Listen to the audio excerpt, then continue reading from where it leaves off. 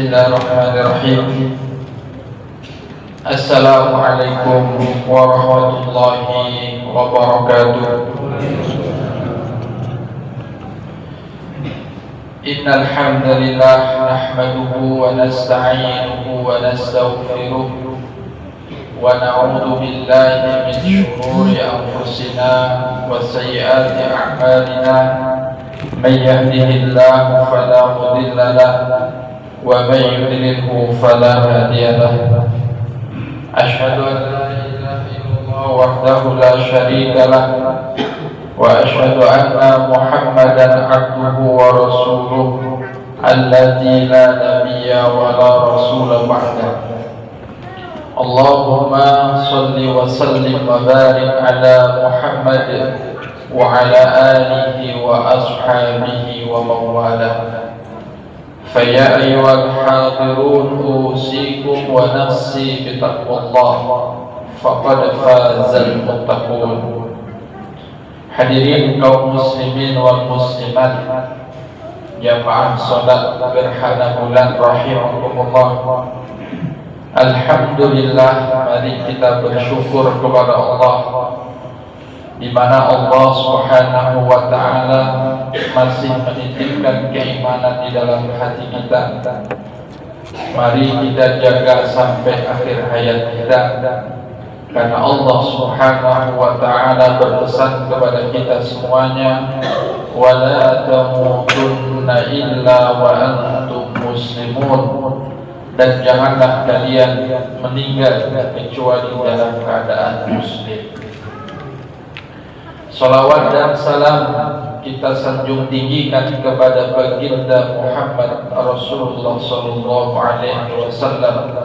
Allahumma shalli wa sallim wa barik alaihi, beserta keluarga, sahabat dan seluruh umatnya yang berjuang keras untuk bisa menegakkan sunnah-sunnahnya dalam kehidupannya. Hadirin kaum muslimin wal muslimat yang dimuliakan oleh Allah Subhanahu wa ta'ala, malam hari ini sengaja kita hadir di rumah Allah untuk bersama-sama melaksanakan salah satu tuntunan ajaran yang diajarkan oleh baginda Nabi kita Muhammad sallallahu alaihi wasallam, yaitu ketika terjadi gerhana, apakah itu gerhana matahari ataukah itu gerhana bulan, disunnahkan bagi kaum muslimin dan muslimat untuk melaksanakan ibadah sholat gerhana. Alhamdulillah, malam hari ini kita berkesempatan untuk melaksanakan hal itu. Mudah-mudahan apa yang kita lakukan ini mengundang ridho dan berkah dari Allah Subhanahu wa ta'ala. Amin ya rabbal alamin. Terkait dengan pelaksanaan sholat gerhana ini, di antara hal penting yang bisa kita lakukan adalah mengambil ibrah, pelajaran atas peristiwa alam yang dikehendaki oleh Allah Subhanahu wa ta'ala. Berbicara tentang gerhana, di zaman Nabi juga sudah pernah terjadi beberapa kali peristiwa gerhana, baik itu gerhana matahari ataupun gerhana bulan. Sudah pernah terjadi juga di zaman Nabi, dan akan terus berulang kali terjadi dari masa ke masa. Nah, ada hal menarik yang pernah terjadi di zaman Nabi. Suatu saat ketika gerhana matahari terjadi, kebetulan di waktu itu bersamaan meninggal putra tercinta Nabi yang bernama Ibrahim. Lalu beberapa orang sahabat mengkaitkan peristiwa gerhana itu dengan peristiwa kematian anak Nabi. Jadi dikaitkan, wah ini terjadi gerhana karena ikut berduka atas kepergian putra Nabi Muhammad, yaitu Ibrahim. Mendengar omongan seperti itu, kemudian baginda Muhammad sallallahu alaihi wasallam dengan tegas mengatakan bahwa peristiwa gerhana bulan ataupun gerhana matahari itu bukanlah disebabkan oleh lahirnya ataupun meninggalnya seseorang.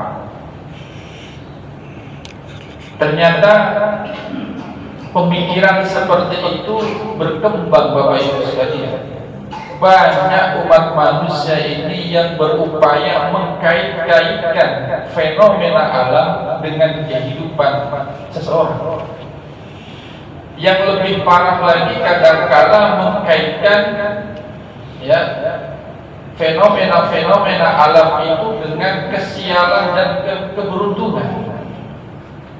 Mungkin Bapak Ibu pernah dengar ada omongan, jika ada burung gagak hinggap di rumah seseorang, itu bertanda apa? Tak lagi meninggal tuh. Nah, itu dikaitkan, burung sedang hinggap di rumah seseorang dikaitkannya dengan kematian. Kalau gitu rumah kita pagari aja, sehingga tidak turun pernah ke situ burung gagak, sehingga tidak ada namanya kematian datang ke rumah kita. Kalau itu benar, maka kata Rasulullah Sallallahu Alaihi Wasallam, sungguh sebuah peristiwa gerhana, baik itu gerhana matahari ataupun gerhana bulan, tidak ada kaitannya dengan kematian ataupun lahirnya seseorang. Sehingga Rasulullah Sallallahu Alaihi Wasallam mengatakan, Inna syamsa wal qamar, sesungguhnya matahari dan bulan, ayatani min ayatillah, adalah salah satu di antara tanda-tanda kebesaran Allah. La yaksifani li mauti ahadin wa la li hayatin. Terjadinya gerhana matahari ataupun gerhana bulan itu bukan disebabkan karena lahir atau meninggalnya seseorang. Maka Nabi Shallallahu Alaihi Wasallam memberikan tuntunan yang benar, bukan mengaitkan peristiwa gerhana itu dengan kematian dan kelahiran seseorang, atau bahkan dengan kesialan, kematian dan sebagainya dari bukan. Maka Nabi Shallallahu Alaihi Wasallam memberikan satu tuntunan buat kita umat Islam. Kata Nabi, "Faida ra'aitum dzalika," kalau nanti kamu mendapati peristiwa itu, yaitu peristiwa gerhana matahari atau gerhana bulan, kata Nabi, "Fad'ullaha," banyak-banyak berdoa kepada Allah. Banyak-banyak berdoa kepada Allah. Wa kabbiru, banyak-banyak membesarkan nama Allah, mengagungkan Allah, merenungkan kemahakuasaan Allah. Wa sallu, dan laksanakan sholat. Sholat yang dimaksud di sini adalah sholat gerhana. Kemudian lanjut Nabi, wa tasaddaqu, dan bersedekahlah. Jamaah sekalian yang dimuliakan oleh Allah Subhanahu wa taala, ini tuntunan yang diajarkan oleh Nabi kita ketika terjadi gerhana, disuruh kita melaksanakan sholat. Lalu kita diperintahkan memperbanyak doa, membesarkan maha kekuasaan Allah, dan memperbanyak sedekah. Jamaah sekalian yang dimuliakan oleh Allah Subhanahu wa taala, Jadi melalui momentum gerhana ini sesungguhnya kita diajak yang pertama, pesannya adalah jaga kemurnian akidah kita. Itu yang pertama. Jaga kemurnian akidah kita. Jaga kemurnian tauhid kita.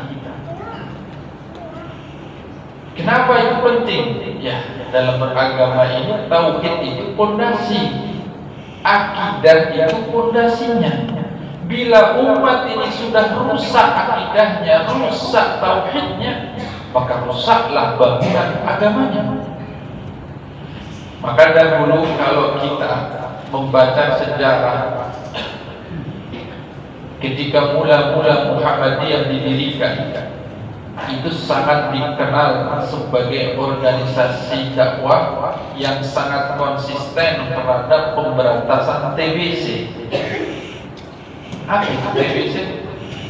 Bukan tuberkulosis, bukan, tapi singkatan dari tahayyul, bid'ah, khurafat. Tahayyul dan khurafat ini penyakit akidah.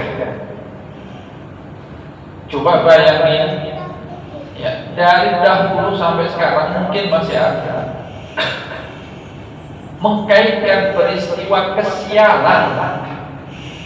Sial tidaknya seseorang itu dikaitkan dengan sesuatu hal. Kalau dahulu masa-masa jahiliyah ada namanya istilah tatoyur, dari kata tayrun, burung. Tatoyur maksudnya apa? Mengkaitkan kesialan, keberuntungan dengan burung. Bila dia mau berdagang, kok ada melintas burung, lihati burungnya jenis apa. Bila warnanya hitam-hitam, jangan diteruskan, ini pertanda sial, pertanda nggak bagus, jangan dilakukan. Bila burungnya putih, bagus, wah, kerjakan, ini bagus nih. Nah, ini contoh apa? Khurafat, tahayyul, yang itu bisa merusak keyakinan akidah kita kepada Allah Subhanahu wa Ta'ala. Seolah-olah dia meyakini bahwa yang bisa memberikan keselamatan, yang bisa memberikan keberuntungan, yang menghindarkan mara bahaya itu makhluk. Ini tidak boleh. Tidak boleh. Maka Allah dalam firman-Nya menegaskan dalam surah Fussilat ayat 41, wa min ayatihi al-lailu wan nahar, dan di antara tanda kemahabesaran Allah adalah adanya malam dan adanya siang. Wasyamsu wal qamar, Allah adakan matahari dan bulan. La tasjudu lisyamsi wala lil qamari, jangan pernah sekali-kali Anda menyembah matahari, menyembah bulan. Emang ada manusia menyembah matahari? Ada. Pernah dengar agama Shinto? Tuh nyembah matahari itu. Kata kakek-kakek dulu kita itu cerita waktu kita dijajah Jepang itu, kita disuruh sekere. Apa itu sekere? Hadap timur ketika matahari terbit itu suruh bapak. Karena itu dewanya. Itulah disembah. Mungkin sekarang tidak ada negara kita karena itu di Jepang sama. Tapi mungkin ada di tengah-tengah masyarakat kita mengagung-agungkan benda-benda tertentu yang dianggap itu memiliki tuah berkah dan segala macamnya, lalu dipuja-puja, diberikan sesajen dan lain sebagainya. Ini merusak akidah, perlu diwaspadai. Maka Allah Subhanahu wa Ta'ala mengingatkan melalui firman-Nya dalam surah Fussilat tadi, matahari yang begitu hebatnya, bulan yang begitu indahnya, jangan disembah, jangan sujud kepadanya. Tapi Allah berpesan, wasjudu lillahilladzi khalaqahunna. Tapi bersujudlah kepada yang telah menciptakannya. Jangan bersujud kepada makhluk. Boleh kita kagum terhadap ciptaan Allah, tapi kekaguman kita tidak boleh kemudian menjadikan makhluk Allah itu sebagai tandingan Allah. Dengan cara apa? Melakukan penyembahan, melakukan peribadatan, melakukan ritual sesajen dan lain sebagainya kepada makhluk-makhluk Allah. Maka Allah Subhanahu wa ta'ala menyampaikan wasjudu lillah. Bersujudlah hanya kepada Allah. Siapa Allah itu? Allazi khalaqahunna. Dialah Allah yang telah menciptakan matahari. Dialah Allah yang telah menciptakan bulan. Dialah Allah yang mempergantikan siang dan malam. Itulah Tuhan yang sebenarnya yang harus kita agungkan dalam kehidupan kita sehari-hari. In kuntum iyyahu ta'budun. Jika kalian memang benar-benar ingin menjadi hamba-Nya Allah, jangan pernah melakukan penyembahan kepada selain Allah Subhanahu wa ta'ala. Jamaah sekalian yang dimuliakan oleh Allah Subhanahu wa ta'ala, untuk itu penting bagi kita untuk senantiasa menjaga jangan sampai akidah kita, tauhid kita ini terkotori dengan perbuatan-perbuatan syirik, perbuatan-perbuatan khurafat, tahayyul dan lain sebagainya. Karena itu bisa menyebabkan tauhid kita menjadi batal. Allah tidak menerima ibadah kita yang tercampur dengan perbuatan syirik. Jamaah sekalian yang dimuliakan oleh Allah Subhanahu wa ta'ala. Kemudian hal penting kedua, kalau yang pertama tadi pesan kepada kita agar kita benar-benar menjaga tauhid kita, akidah kita, keyakinan kita. Yang kedua adalah bahwa peristiwa gerhana, baik itu gerhana matahari ataupun gerhana bulan, sesungguhnya itu adalah bukti kemahakuasaan Allah Subhanahu wa ta'ala. Bulan yang biasanya sinar terang, hari-hari kita lihat seperti itu, tiba-tiba Allah tutup cahayanya. Ya, begitu pula matahari yang biasanya bersinar begitu terangnya menyinari bumi, kadangkala Allah jadikan tertutup sinarnya secara total sehingga tidak terlihat dari bumi. Itu menunjukkan kemahakuasaan Allah. Sehingga pesannya apa? Alam yang saat ini tenang, damai, ingatlah suatu saat Allah akan hancurkan semua. Seperti halnya bulan yang biasa bersinar terang, nanti ada tiba masanya bulan, bumi, matahari Allah hancurkan semua. Dan dibacakan oleh imam kita beberapa ayat yang menjelaskan bagaimana peristiwa alam yang maha dahsyat itu. Bagaimana nanti langit digulung, bumi diguncangkan.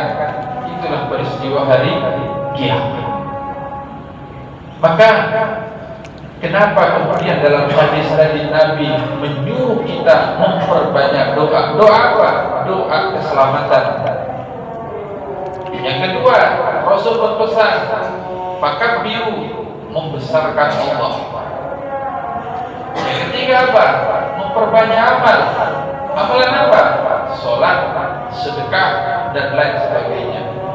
Itulah bekal kita dalam menghadapi hari kiamat nanti, dan itu pasti terjadi. Mohon maaf nih, ini lanjut atau saya nggak tahu juga. Nanggung saya. Lanjut. Oke. Ada hadis dari Anas bin Malik radhiyallahu anhu, suatu saat bercerita, anna Rasulullah sallallahu alaihi wasallam, bahwasanya Nabi sallallahu alaihi wasallam sa'ala rajul, ditanya oleh seorang laki-laki. Laki-laki itu bertanya kepada Nabi, mata sa'ah. Ya Rasul, kapan peristiwa kiamat ya Allah? Kapan harinya, tanggalnya, tahunnya? Tanya. Nabi nggak jawab. Kenapa Nabi nggak jawab? Karena Nabi nggak tahu. Emang ada yang tahu kapan peristiwa kiamat itu terjadi? Tidak ada. Nabi pun tidak dikasih tahu Allah. Maka ketika Nabi ditanya, mata sa'ah ya Rasulullah, kapan peristiwa kiamat itu terjadi? Nabi tidak jawab. Nabi malah bertanya balik kepada orang yang bertanya kepadanya. Pertanyaan inilah yang perlu kita renungkan. Nabi bertanya kepadanya, mata masta'daddalah, apa yang sudah kamu persiapkan untuk itu? Ma'adaddalah, apa yang sudah kamu lakukan untuk menghadapi peristiwa kiamat dan setelahnya? Artinya apa? Nabi ingin menegaskan kepada kita, enggak terlalu penting bagi kita tahu kapan peristiwa kiamat itu. Toh berapa banyak orang sudah meramal terjadinya kiamat, meleset jauh, udah lewat kiamatnya nih kalau mengikuti ramalannya Penar dulu tuh. Kapan kiamat terjadi? 2012 udah lewat. Jadi gak ada kiamat, masih iman dirahasiakan oleh Allah. Tuh hebat betul tuh yang ramal tuh, seduniaan percaya lah ya. Sampai dibuat filmnya 2012, laris manis filmnya. Bahkan yang membuat kita mengelus dada. Ada sekte-sekte tertentu bunuh diri massal. Kenapa? Karena takut dengan peristiwa kiamat. Padahal jadi sudah hilang nyawanya. Itu tidak perlu. Bukan persiapan itu yang dimaksudkan oleh Nabi. Ada yang lebih konyol lagi, baik, menyiapkan menghadapi kiamat dengan membuat bunker, rumah anti gempa, rumah anti tsunami, rumah anti macam-macam lah pokoknya. Dibuatnya semua itu. Bukan itu yang dipersiapkan bagi kita umat Islam yang yakin bahwa peristiwa kiamat itu pasti datang, cepat atau lambat pasti, karena itu rukun iman kita. Mengimani hari akhir, kehidupan di alam akhirat, kita yakin benar tuh bahwa alam ini akan dihancurkan oleh Allah. Setelah itu semua manusia meninggal, tapi kemudian dibangkitkan dan hidup di alam akhirat. Maka Nabi bertanya, ma'adadtalaha, apa yang sudah kau siapkan? Lalu pemuda yang bertanya kepada Nabi tadi berkata, ma'adadtulaha bin katsiri sholatin wala siyamin wala sholafatin. Ya Rasulullah, jujur, aku ini belum banyak sholatnya, belum banyak amalan puasaku, belum banyak sedekahku. Walakinni uhibbullah wa rasuluh. Tapi ya Allah, jujur aku sangat cinta kepada Allah, cinta kepada Rasul. Lalu Nabi berkata, anta ma'aman ahbabta, kamu akan bersama orang yang kau cintai.